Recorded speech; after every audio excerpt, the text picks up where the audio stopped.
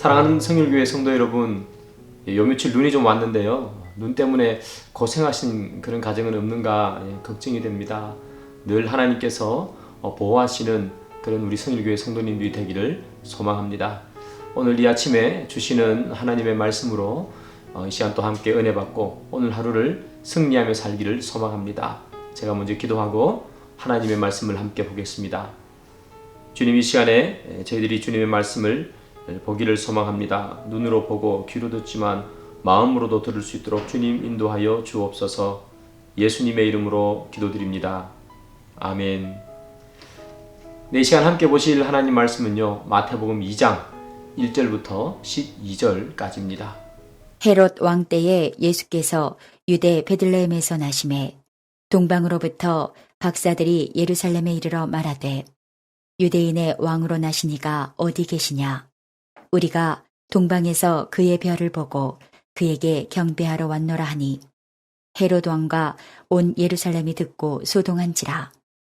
왕이 모든 대제사장과 백성의 서기관들을 모아 그리스도가 어디서 나겠느냐 물으니 이르되 유대 베들레헴이오니 이는 선지자로 이렇게 기록된 바 또 유대 땅 베들레헴아 너는 유대 고을 중에서 가장 작지 아니하도다. 내게서 한 다스리는 자가 나와서 내 백성 이스라엘의 목자가 되리라 하였음이니이다. 이에 헤롯이 가만히 박사들을 불러 별이 나타난 때를 자세히 묻고 베들레헴으로 보내매 이르되 가서 아기에 대하여 자세히 알아보고 찾거든 내게 고하여 나도 가서 그에게 경배하게 하라. 박사들이 왕의 말을 듣고 갈새 동방에서 보던 그 별이 문득 앞서 인도하여 가다가 아기 있는 곳 위에 머물러 서 있는지라. 그들이 별을 보고 매우 크게 기뻐하더라.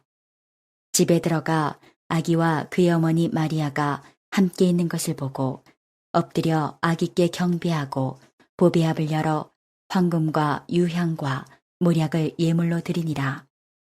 그들은 꿈에 헤롯에게로 돌아가지 말라 지시하심을 받아 다른 길로 고국에 돌아가니라. 오늘 본문은요, 예수님께서 탄생하는 그런 이야기가 기록되어 있죠. 오늘 본문에 보면 예수님께서 베들레헴에서 탄생하셨다 그렇게 얘기합니다. 그런데 이 베들레헴에서 탄생하신 것은요, 미가 선지자의 예언의 성취가 되겠죠. 미가서 5장 2절을 보면 예수님께서 베들레헴에서 탄생하신다 그런 예언이 있어요. 그런데 오늘 본문에 보면 예수님께서 베들레헴에 탄생했다, 거기 앞에 어떤 문구가 기록되어 있는가 하면요, 헤롯 왕 때에 라는 말이 기록되어 있어요. 성경 마태복음 2장 1절이죠. 헤롯 왕 때에 예수께서 유대 베들레헴에서 나심에 동방으로부터 박사들이 예루살렘에 이르러 말하되 이렇게 기록되어 있어요. 예수님께서 베들레헴에서 나셨는데요, 거기 앞에 헤롯 왕 때에 라고 기록한 것은 역사적 시간대가 언제인지를 설명해 주려고 기록한 것은 아닙니다. 예수님께서 태어나실 때요, 베들레헴을 다스리던 왕은 헤롯 왕이었죠. 그런데 이 세상 만왕의 왕이신 예수님이 태어나신 거예요. 그래서 이 베들레헴을 다스리던 이 세상의 왕과 그리고 만왕의 왕이신 예수님을 대비하는 거죠. 세상에서는 왕이 통치하고 있는데 만왕의 왕이신 예수님이 오셨다, 이것을 보여주는 거죠. 현재 이 베들레헴을 다스리는 것은 헤롯 왕이지만요, 그러나 역사적으로 보면 사실은 예수님께서 베들레헴을 다스려야 되는 것도 역사적 사실입니다. 왜냐하면요, 이 베들레헴은 다윗의 고향이고요, 예수님은 다윗의 후손이시죠.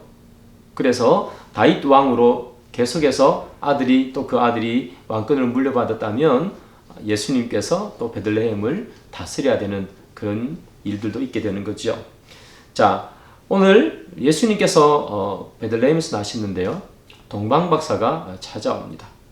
그 동방박사가 예수님을 무엇이라 칭호하는가 하면요, 마태복음 2장 2절이죠. 유대인의 왕으로 나시니가 어디 계시냐 이렇게 얘기합니다. 이 동방박사들조차도 뭐라고 얘기하는가 하면요. 유대인의 왕으로 계신 이가 어디 있느냐. 이 동방박사도 예수님을 유대인의 왕이다 이렇게 호칭하고 있지요. 그런데 참 재밌는 건 뭔지 아세요? 예수님께서 태어나실 때 동방박사가 유대인의 왕이 어디 계시냐 이렇게 태어날 때 호칭을 받으시는데, 예수님께서 십자가에 달려 돌아가실 때 유대인들이 예수님의 명패에 적은 이름이 뭐냐 하면 유대인의 왕이에요. 예수님은요 유대인의 왕으로 오셨죠. 그런데 이 유대인들도요 유대인의 왕, 그들의 왕을 기다리고 있었죠. 그런데 예수님께서 유대인의 왕으로 오셨는데 유대인들은 그들이 기다리고 있는 왕이 왔음에도 불구하고 그 왕을 십자가에 달려 죽게 하고 명패에다가 유대인의 왕이라 이렇게 쓰게 되는 거죠. 참 아이러니하죠. 유대인들은 그들의 왕을 기다렸는데 그들의 왕이 왔음에도 불구하고 그를 죽이더라. 그런데 동방박사는 예수님을 유대인의 왕으로 부르면서 온다는 거예요. 참 이게 역사적인 좀 아이러니라 그렇게 생각을 합니다. 이 유대인들이 그러면 왜 유대인의 왕인 예수님을 죽이는가? 여러분 잘 아시겠지만 그들이 원하는 왕이 아니었다는 거죠. 그들이 원하는 왕은 힘이 있는 왕이었어요. 다윗 왕이 이 많은 나라를 복속시키고 힘 있는 왕이었듯이 그들에게 다시 오는 그 왕 메시아는 힘이 있는 왕으로 와야 하는데 예수님은 그들이 원하는 모습이 아니었죠. 그냥 십자가에 달려 죽는 모습으로 오셨기 때문에 그들은 예수님을 그들의 왕으로 인정하지 않아요. 자기 마음에 들지 않고 자기가 원하는 대로 움직이지 않으면 그들이 원하는 왕이 왔어도 죽이는 것이 이 세상입니다. 이런 면을 볼 때 우리가 우리 주님에 대해서 올바른 인식을 가지고 있는지는 한번 살펴봐야 될 것 같아요. 나는 예수님께서 내가 원하는 대로, 내가 또 기도하는 대로 다 들어주시지 않는다고 해서 내가 주님을 불신하거나 또 주님을 모른 채 한다거나 불평한다거나 혹시 그렇게 하지는 않는지, 또는 주님이 없다고 생각할 때가 있는지, 혹시 그렇다면 우리가 바로 그 십자가에 예수님을 달아놓고 유대인의 왕이라 이렇게 얘기하고 죽인 그 유대인과 별반 다를 바가 없는 사람이 아닌가 그렇게 생각을 합니다. 예수님이 태어나셨습니다. 현재 베들레헴에는 이제 왕이 2명입니다. 헤로드 왕이 있고요. 예수님께서 이 세상에 왕으로 오셨죠. 예수님의 탄생, 비록 아기 예수님이지만 예수님께서는 태어나자마자 무엇을 하셔야 되는가 하면 전쟁하셔야 되는 거예요. 이 세상 왕과 그리고 만왕의 왕 사이에 전쟁이 있게 되는 거죠. 예수님께서는 태어나자마자 전쟁을 시작하십니다. 그런데 예수님께서는 태어나실 때 아기 예수님으로 오셨으니까 참 힘이 미약하죠. 그런데 헤롯 왕은 힘이 굉장히 셌어요. 어마어마한 세상의 힘을 가지고 있었죠. 그 어마어마한 세상의 힘을 갖고 있던 이 헤롯 왕이요, 예수님을 공격해요. 아기 예수가 태어났다는 이야기를 듣고요, 어디에서 구주가 났는가 살펴보려고 해요. 이 헤롯이 아기 예수님을 해하려고 하는 거죠. 그런데 여러분, 세상에 강력한 힘을 가지고 있는 이 헤롯이 예수님을 해하기 위해서 찾지만, 그러나 아무 힘이 없는 아기 예수님을 어찌하지 못하는 것을 성경을 통해서 우리가 보게 되죠. 그것은 아무리 세상의 권세가 힘이 있고 또 힘이 세더라도 만왕의 왕이신 예수님, 예수 그리스도의 권세를 이길 수가 없다는 것을 보여줍니다. 그렇게 강력한 힘을 가지고 있는 헤롯이 그 미미한 아기 예수를 찾지 못하고 죽이지 못한다는 게 여러분 이해가 되십니까? 우리 주님의 권세는 세상의 그 어떤 권세보다 세다는 것을 여러분 기억하시기를 바랍니다. 우리 모두는 세상에서 살아가죠. 그래서 우리는 세상의 권세가 눈으로 보입니다. 그래서 이 세상의 권세, 세상의 법칙, 이것은 너무나 세 보입니다. 그럼에도 불구하고 예수 믿는 우리는 세상의 권세와 싸우는 그 삶을 필연적으로 살아야 합니다.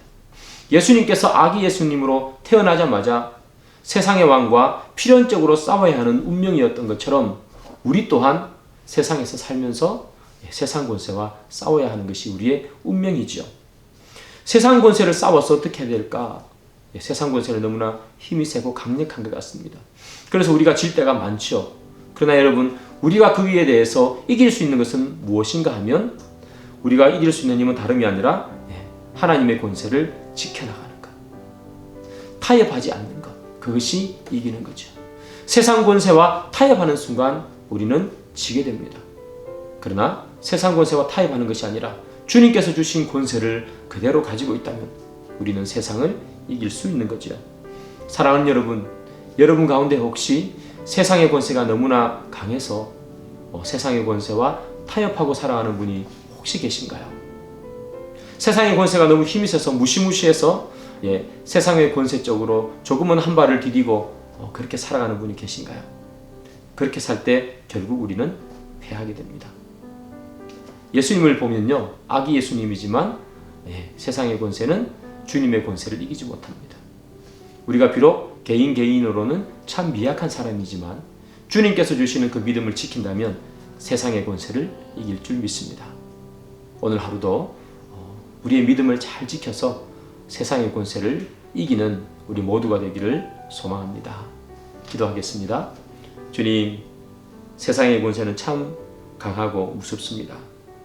그러나 주님, 세상의 권세가 주님의 권세를 이기지 못하는 것을 저희들 알기에 믿음으로 저희들이 세상을 이겨나갈 수 있도록 도와주옵소서.